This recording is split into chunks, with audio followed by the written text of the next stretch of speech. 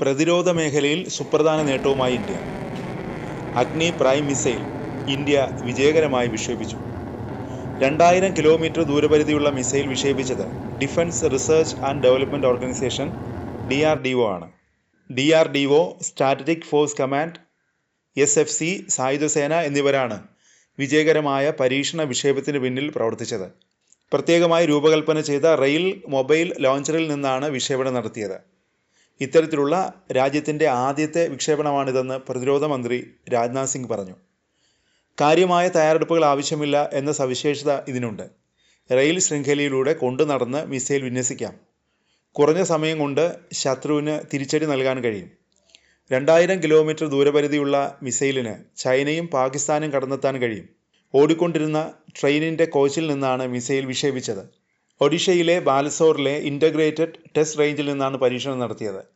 നിലവിൽ വളരെ കുറച്ച് രാജ്യങ്ങളിൽ മാത്രമേ ഈ സംവിധാനമുള്ളൂ. റഷ്യ, US, ചൈന എന്നീ രാജ്യങ്ങൾക്ക് ഈ സംവിധാനമുണ്ട്. ജപ്പാനും തെക്കൻ കൊറിയയും rail based intercontinental ballistic missile സംവിധാനമുണ്ട്. 800 കിലോമീറ്റർ ദൂരപരിധിയുള്ള റെയിൽ അധിഷ്ഠിത സംവിധാനം പരീക്ഷിച്ചതായി 2021 ഉത്തര കൊറിയ അവകാശപ്പെട്ടിരുന്നു. എന്താണ് റെയിൽ അധിഷ്ഠിത അഗ്നി പ്രൈം കൊണ്ടുള്ള മെച്ചം?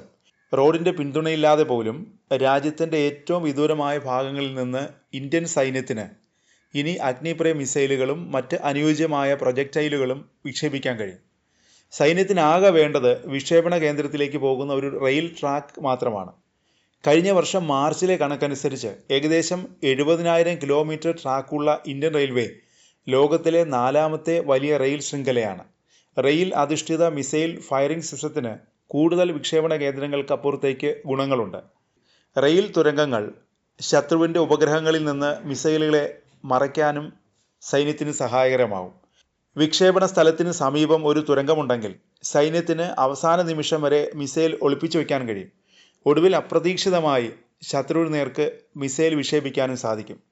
ഇതുപോലെ യുദ്ധസമയത്ത് മിസൈലുകൾ സാധാരണയായി സൂക്ഷിക്കുന്ന സൈനിക താവളങ്ങൾ ശത്രുക്കൾ ലക്ഷ്യമാക്കിയേക്കാം. ഈ സാഹചര്യത്തിൽ സംഭരണ സ്ഥലങ്ങളുടെ എണ്ണം വർദ്ധിപ്പിക്കാനും ഈ സംവിധാനം സഹായിക്കും.